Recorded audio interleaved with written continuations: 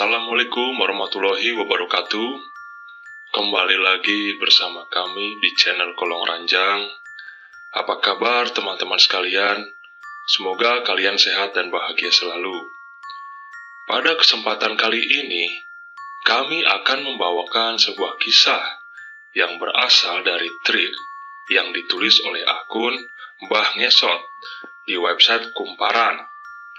Buat teman-teman yang ingin langsung membaca ceritanya, bisa kunjungi website yang saya berikan linknya di deskripsi.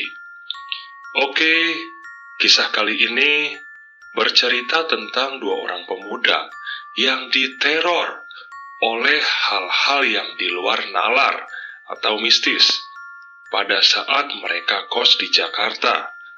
Seperti apa ceritanya? Mari kita simak bersama.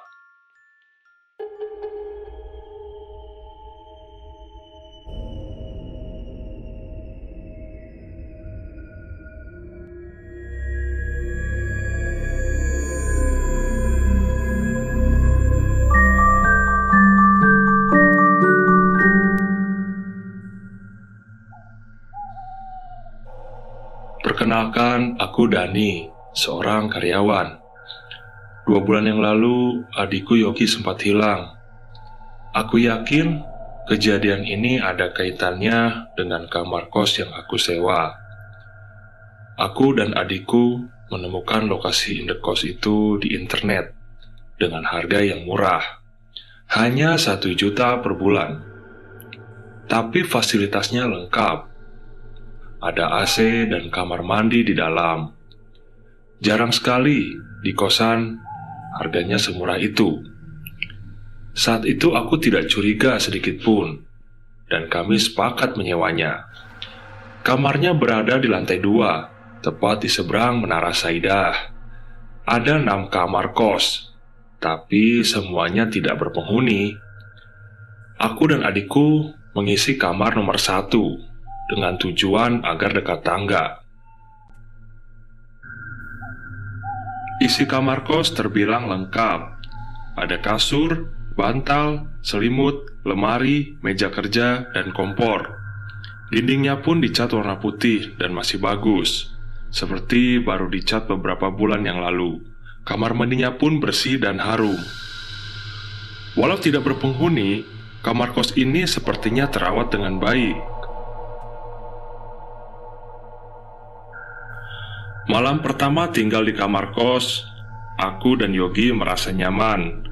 Malam itu, kami main game online sampai tertidur. Kejanggalan mulai terjadi saat ku dengar suara sayup-sayup seorang wanita minta tolong, sehingga membuatku terbangun. Dengan terhuyung-huyung, ku raih gagang pintu. Tapi anehnya, saat ku periksa di luar, tidak ada siapa-siapa. Sesaat sebelum kembali ke tempat tidur, suara wanita itu terdengar lagi, terkesan seperti berteriak, sehingga membuat Yogi bangun.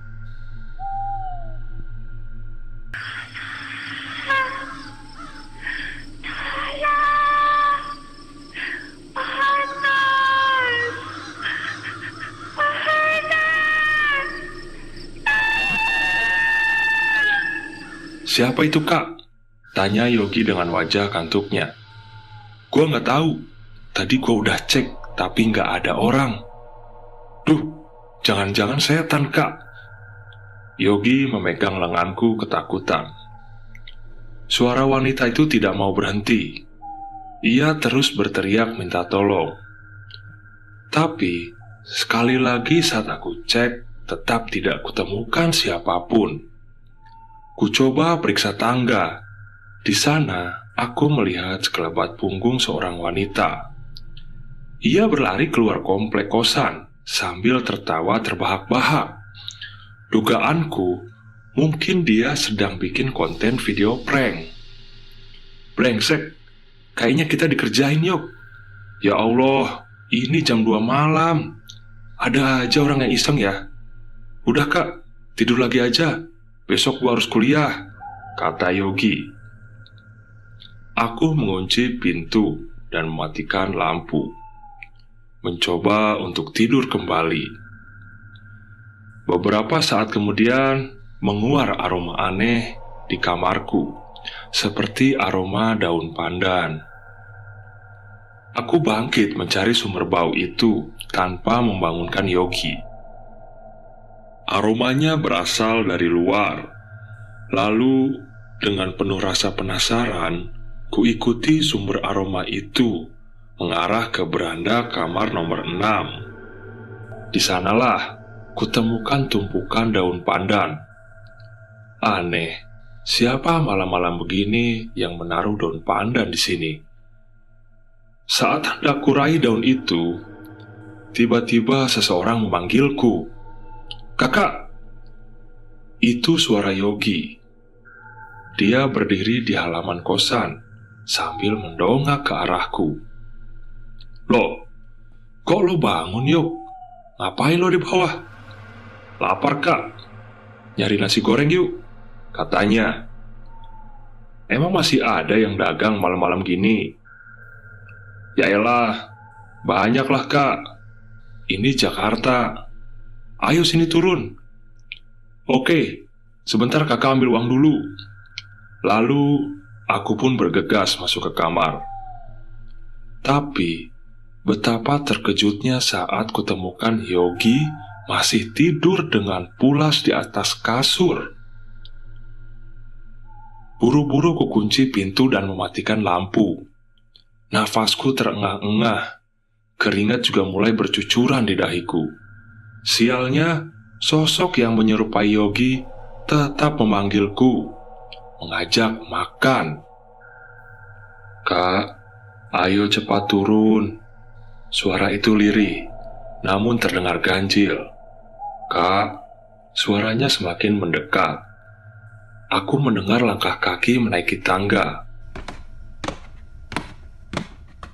Semakin lama semakin mendekat. Suaranya seolah menusuk-nusuk telingaku.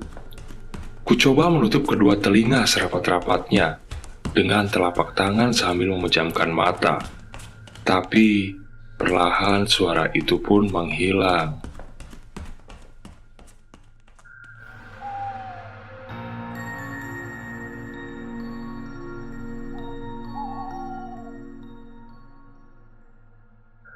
Keesokan paginya, aku melihat Ibu Ratih, pemilik indekos, sedang mengisi token listrik kamar nomor 6. Ini aneh, kamar itu kan kosong, tapi kenapa token listriknya diisi? Dengan penuh rasa penasaran, aku pun mendekatinya. Penampilan Ibu Ratih sangat berbeda dengan perempuan kebanyakan di Jakarta. Ia selalu mengenakan rok batik dan baju kebaya. "Selamat pagi, Bu Ratih," sapaku. "Oh alah, selamat pagi, Nak Dani. Mau berangkat kerja toh, Mas?" sapanya dengan logat khas Jawa. "Iya nih, Bu." "Oh iya, Bu, saya mau tanya." "Iya, kenapa ya, Nak?" "Kamar nomor 6, kok listriknya diisi? Dan kenapa lampunya nyala terus ya, Bu? Kan kamarnya kosong." "Oh, anu Mas, penglaris saja, biar kosan Ibu cepat ada yang isi." "Oh, begitu ya, Bu." "Oh ya, Bu, satu lagi. Terakhir kali kosan ini ada yang tempatin kapan ya?" "Sekitar 6 bulan yang lalu, Nak Dani. Emangnya kenapa ya?" "Oh, enggak, Bu, saya nanya aja." Aku tersenyum seraya pamit. Jujur, saat itu aku masih belum puas mendengar jawaban Bu Ratih. Dengan hati masih penasaran, kunyalakan mesin motorku. Aku langsung tancap gas, berbaur dengan puluhan kendaraan lainnya di jalan Jakarta yang macet. Aku harus mengantarkan Yogi terlebih dahulu ke kampusnya, karena kami hanya punya satu motor. Di perjalanan, aku hanya diam dan tidak menceritakan keanehan semalam. Karena Yogi yang sangat penakut, nanti takutnya dia malah minta pindah kosan. Sesampainya di kampus, aku merogoh tas, lalu memberinya uang saku. Uang kembali yang semalam masih ada kok, Kak. Jadi lo nggak usah ngasih gua uang jajan hari ini, ujarnya sambil membetulkan posisi kacamatanya. Uang semalam? Dahiku mengernyit. Iya, semalam sekitar jam 3-an, lo kan bangunin gua nyuruh beli makanan. Uangnya 100.000, dan ini masih sisa banyak. Oh, iya ya, lupa. Itu jelas bukan aku, dan sengaja aku mengiyakannya agar dia tidak berpikir yang aneh-aneh. Aku semakin yakin tidak cuma kami yang tinggal di kosan itu, tapi saat ini aku belum tahu siapa dia.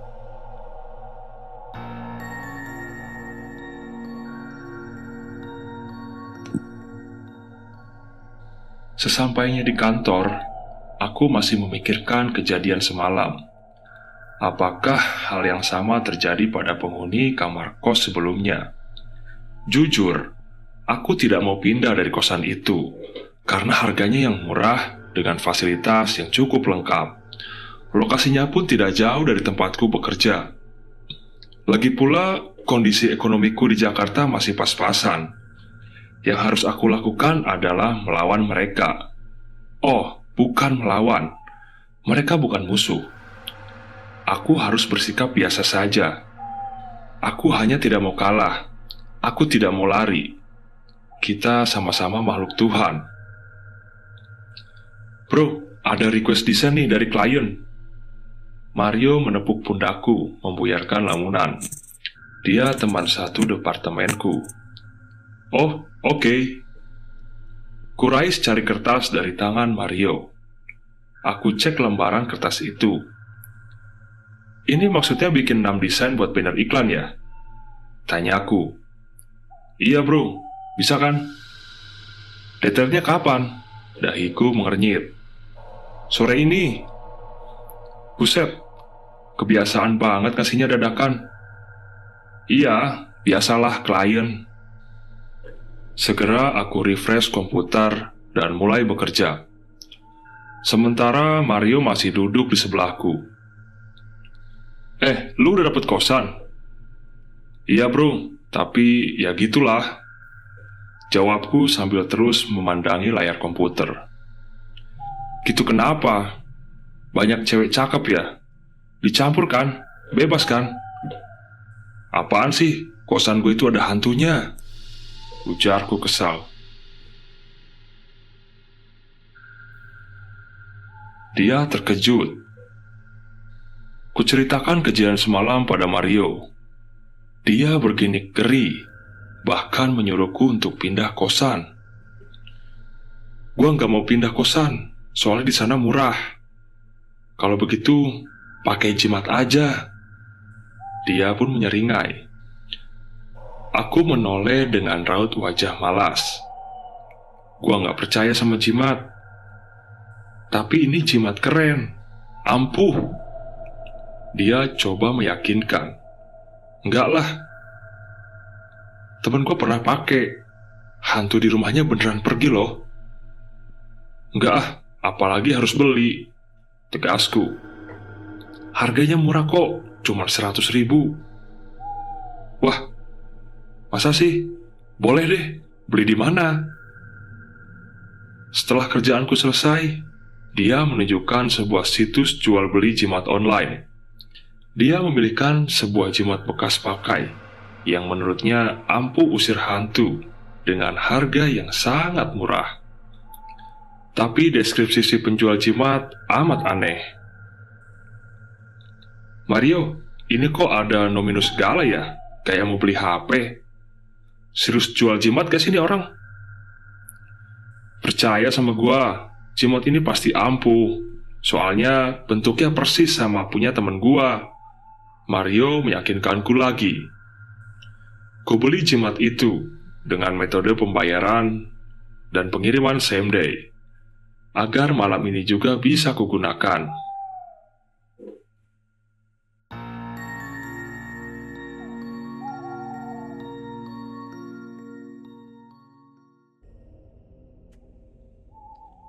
Jimat itu langsung diantar ke kantor.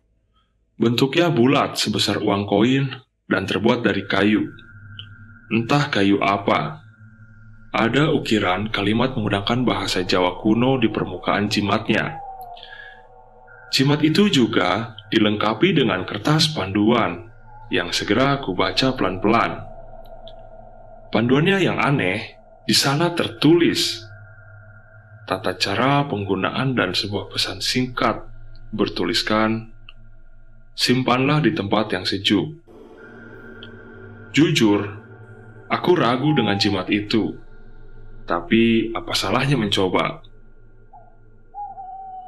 Jam 9 malam, Yogi masih sibuk dengan tugas kuliahnya. Sementara aku membaca ulang cara pemakaian jimat itu. Menurut kertas panduan, benda itu harus dicelupkan ke dalam air terlebih dahulu, lalu diletakkan di sudut kamar. Maka sebelum aku tidur, kuletakkan jimat itu tepat di sudut kamar dekat pintu. "Apaan itu?" tanya Yogi. "Jimat, buat jaga-jaga aja." "Tuh kan, gue bilang apa? Kayaknya lo tahu kalau kosan ini." "Hus, udah tidur lo. Gak ada apa-apa di kosan ini. Jimat ini buat jaga-jaga aja." Yogi meraih gelas dan menuangkan air dari dispenser. Ia mengerunyutkan dahinya. "Kak, lo sadar gak sih ini galon air baru kemarin kita isi? Kok airnya tinggal setengah begini? Cepet banget habisnya." Segera aku periksa isi galon itu, dan benar-benar tidak masuk akal. Airnya cepat sekali berkurang. "Oh, itu waktu pagi pas lo masih tidur, ibu kosan minta air minum. Soalnya di rumah beliau kehabisan air, jadi gua kasih aja dia." Yogi terdiam, seperti sedang mencerna baik-baik penjelasanku yang tidak masuk akal.